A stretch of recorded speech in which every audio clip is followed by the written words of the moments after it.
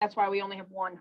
Go to the committee of the whole at 5:30 p.m. on March 22nd, and ask that our clerk please take the roll.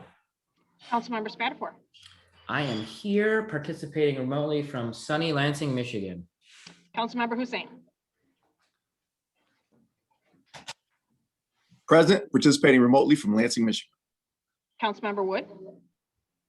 I'm present and I'm participating remotely from Lansing, Michigan. Councilmember Spitzley. I'm here participating remotely from South Lansing. Councilmember Dunbar. I'll keep watching for her. Thank you. Councilmember Jackson. Present, participating remotely from Lansing, Michigan. Councilmember Betts. Present, participating remotely from Lansing, Michigan. Councilmember Garza. I am present and participating remotely from Lansing, Michigan. We have 7 members present. Very good. That is more than enough for a quorum, so we will move on. Tonight, we have minutes from March 8th, 2021, and I would ask that the Vice President please make the motion. Sure, I would move the minutes as presented. There's a proper motion before us. Is there any discussion? Seeing none, I would ask the clerk to please call the roll. On the minutes from March 8th, Councilmember Hussein. Yes. Councilmember Wood. Yes. Councilmember Garza. Yes. Councilmember Jackson. Yes. Councilmember Betts. Yes. Councilmember Spitzley. Yes. Councilmember Spatafor. Yes, And I still do not see Councilmember Dunbar, but I will keep watching. thank you. Motion carries 7-0. Next up on our agenda is public comment. For those of you new to the game here, public comment is done virtually right now. If you wish to speak on public comment, you'll have 3 minutes to do so. On agenda items this evening, please raise your hand.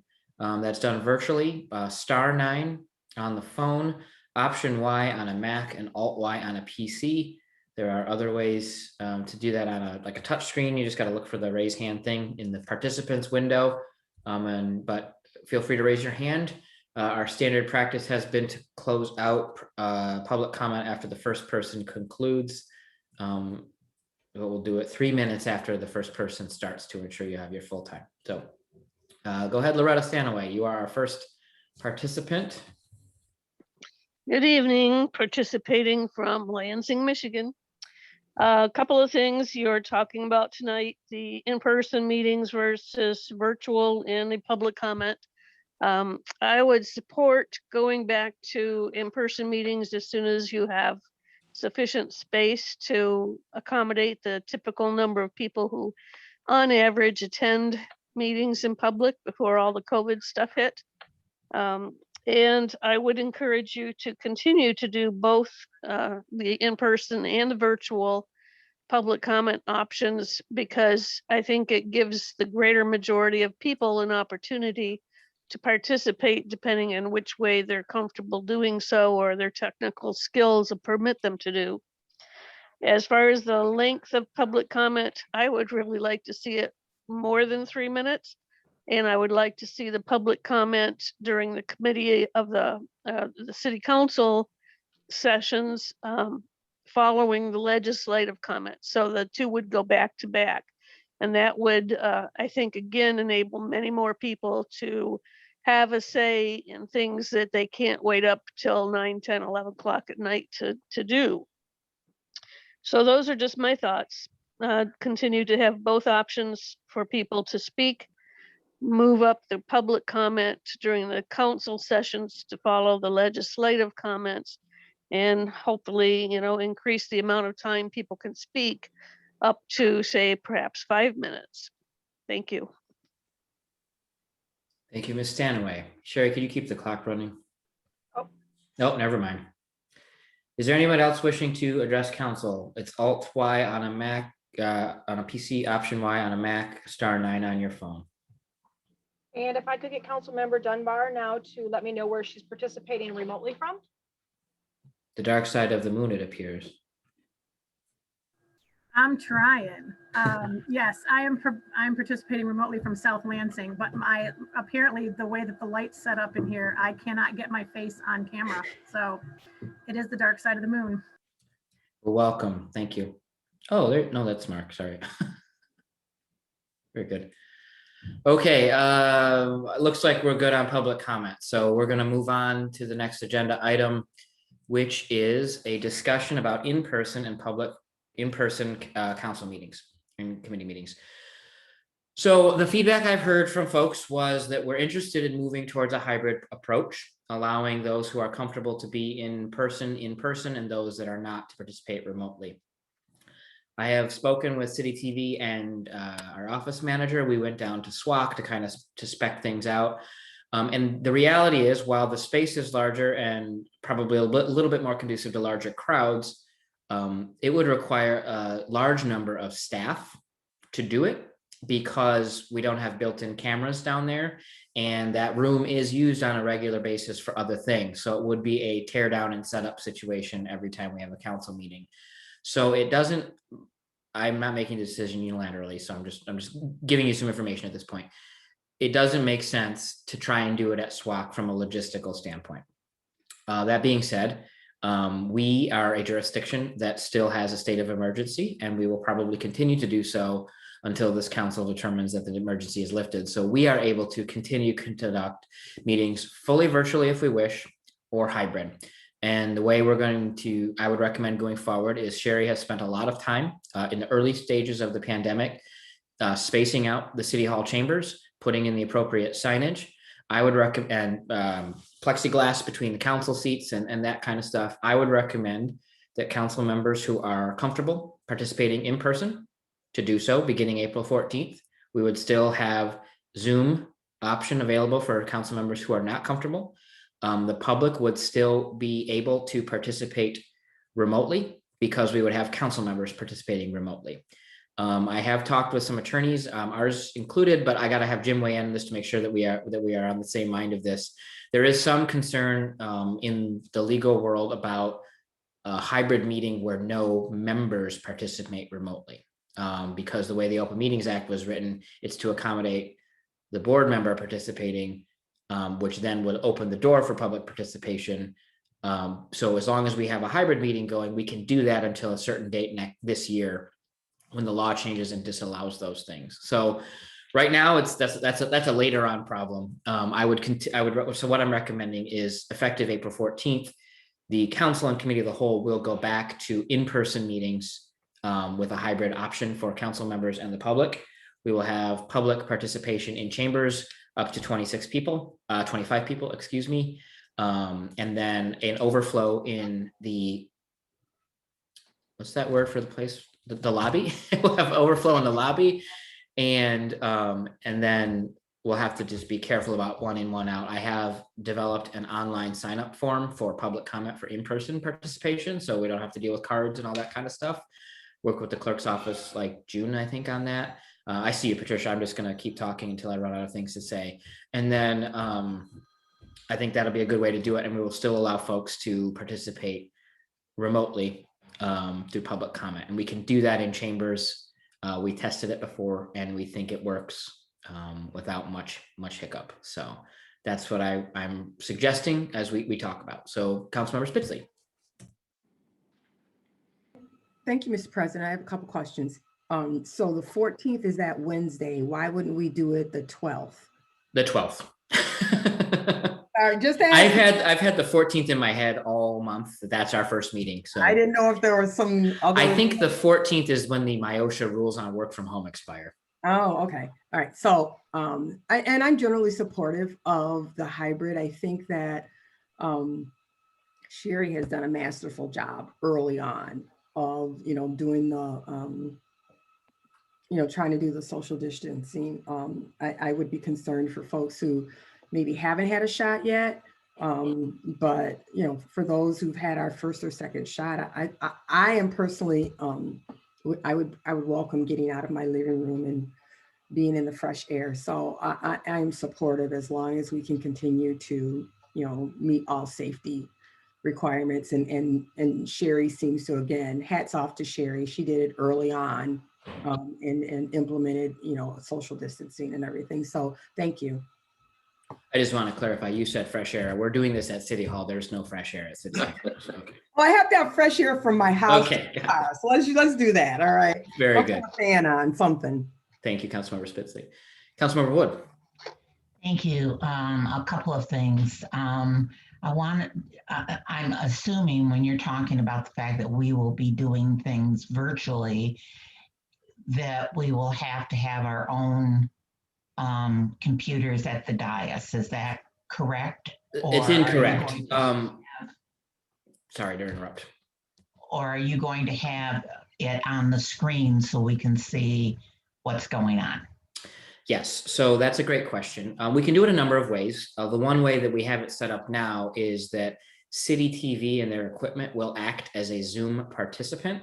So Okay. that City Council will show up in a box and they'll show a wide view when we're wide, like a TV, like we do on Okay. TV.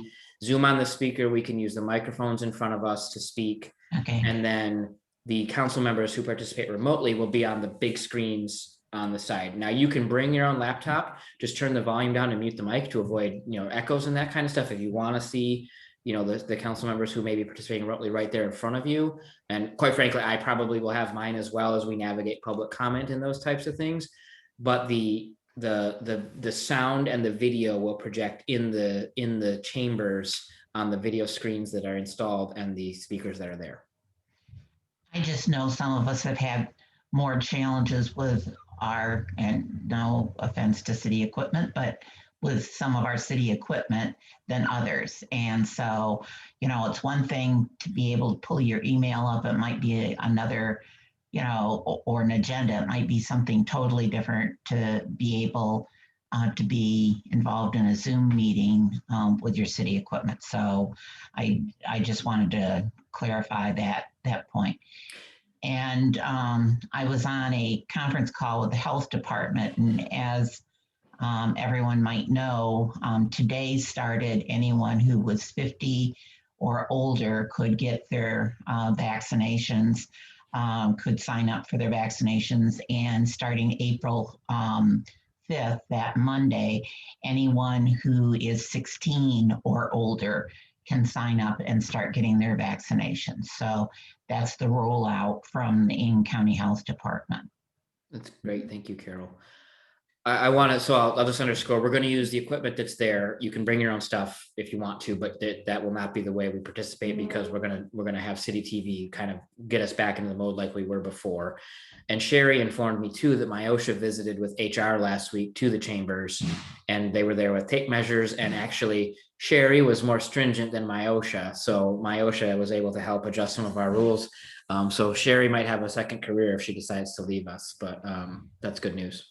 I'm not quite sure why anybody's surprised at that. But I didn't say I was surprised. Could I ask just one more question? Since the changes are from 6 feet to 3 feet, are we accommodating for that, or are we staying at 6 feet? So the rule that I think you're talking about is 3 feet for children in schools. Okay. So Because it doesn't transmit between children, reportedly, I don't know, I'm not an epidemiologist. It doesn't transmit as much to children. all right. Thank you. Mr. Smerka.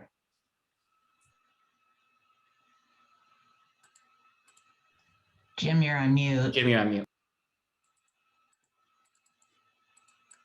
I was trying to keep the phone from bothering you. I think we still are at the 25 person, aren't we, Lisa, right now? And the other thing is, what's the question? Is the question the legal debate whether you have to have one in-person council member? Is that what we have to look at? No, the question I need you to look up is whether we have to have one not in person to continue to allow virtual participation. I know there is some debate right now about whether, as much as we've seen increases in public participation through the virtual satisfaction of public comment, it's not entirely clear that satisfies the Open Meetings Act absent this change in law. So. Okay, we'll take a look at that. Yes, we will. Thank you. And Lisa, we're at 25 participants in a room. Is that where we are? Yeah, so in the city council chambers, it would be 25 folks, including council and members of the public, because those areas aren't separately, independently ventilated. So it would be 25 for that room specifically.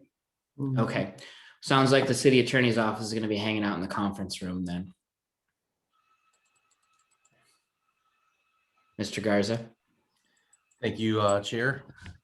So I guess I'm assuming we will be having someone monitor the elevators, because we're not allowed to have what, more than two people in an elevator at a time? Yeah, I got to talk to Sherry about the in and out procedures and see who from staff can help us with that, whether it's the security downstairs or our office support staff or what. We'll have to figure something out, but we'll take a look at in and out. I know that Carol has mentioned that it's been done before during hot button issues when the fire marshal was coming down on us. It's no different than that. And just so I understood correctly, are you saying that we will possibly reconvene in person after April 14th? No, April 12th will be our first meeting where you will have the option of participating in person if you wish. Okay, thank you. Yeah.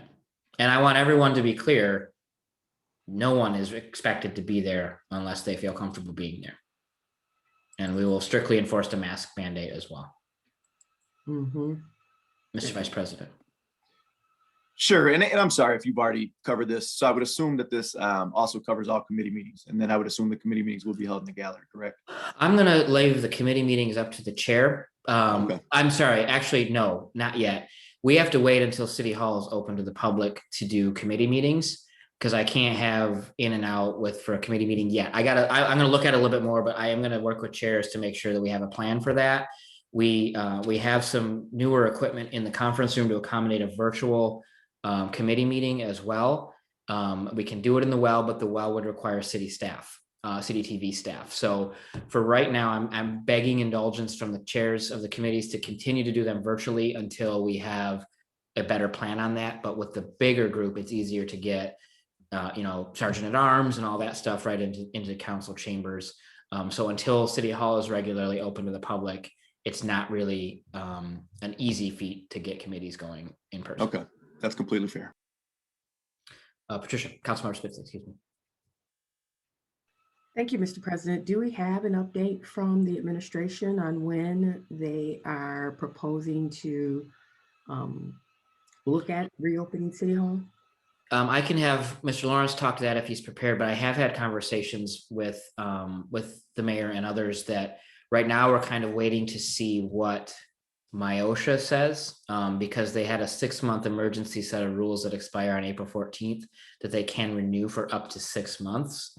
So they may come out on April 14th and say 6 more months of work from home. I don't think that's what's going to happen. I think Mr. Lawrence, wasn't the mayor appointed to that commission about return to work, or was? Correct. Yep. Yeah. So Mayor Shore was appointed to the return to work commission that MIOSHA assembled to kind of work on those rules. So it's possible that they could come out on the 15th of April and say everything's normal and go back to normal. But I think we got to wait until MIOSHA opines as to whether or not we can require staff to be back at work. And Mr. President, forgive me if I believe the resolution you're considering tonight moves our state of emergency through the 28th.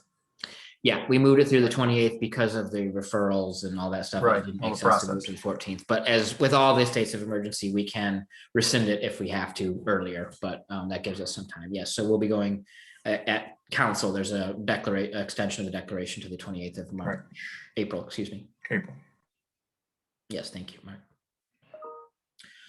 Okay, so do we have a consensus on the way forward? It's in person for those who wish to be there in council, and we'll play it by ear as to what the overflow and all that looks like based on who shows up. I suspect most people will continue to call in. I think that's been pretty well received by the members of the public that like to use it. And I know we'll have some visitors downtown at City Hall, but I think we probably won't be running into capacity limits as much as we're worrying about.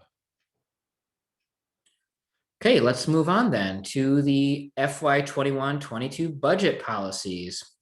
As you all know, every year we look at budget policies as part of the budget process. Tonight, the mayor will present his budget this year to us, and we have to get the budget policies in order. So there's not a lot to say here except that committees and council members should start looking at this document and begin discussions on what we want to see in the final resolution that's passed in May.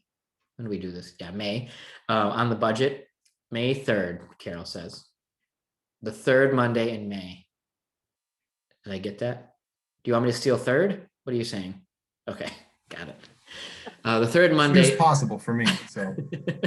The third Monday in May. So if you could, take a look at those things and make some changes. Sherry has highlighted some things that might necessarily just change because they have a date specific in them. So we'll look at those, but I would expect every committee to take a peek at those, and then we'll have a conversation about them in committee of the whole in the future. So I do see Councilmember Dunbar's hand up. Hi, sorry for maybe I'm confused, but don't we normally get these to the mayor before he makes his budget? No, those are the budget priorities. These are the budget policies. These are the ones that pass with gotcha, the budget. Yeah. Gotcha. That's what I thought too. When I kept looking at it, I'm like, why are we doing this now? Oh yeah, right. They're different. So any other questions on that? Just take a look at them, get the committee working on it. And we'll take a look at cow, and I can't remember the date. I'm sure Sherry will text me in a few minutes. I'll respond back and say it's going to be that date, but we'll take a look at it at cow. Okay, and then the next item is the elected officers compensation commission recommendations. So I think we are, that they are looking at I think it was a flat recommendation. Is anyone here from? It's no increase from what you currently have. Yeah, right. No increase going forward. And I think it was just the fringe benefits just mirrored changes in law. So Jim, did you want to speak to this? Or is there anything else I'm overgeneralizing? No, you're not overstating anything. There was a lot of debate about the current state of the financial affairs, COVID related and all that. They wanted to make it clear this is no reflection on the qualifications, the motivation, and everything that the council members and other elected officials are doing. They wanted to send that message. The other thing they discussed was, and you're going to see that on your council agenda, they're recommending an ordinance change so that the EOCC meets in even years.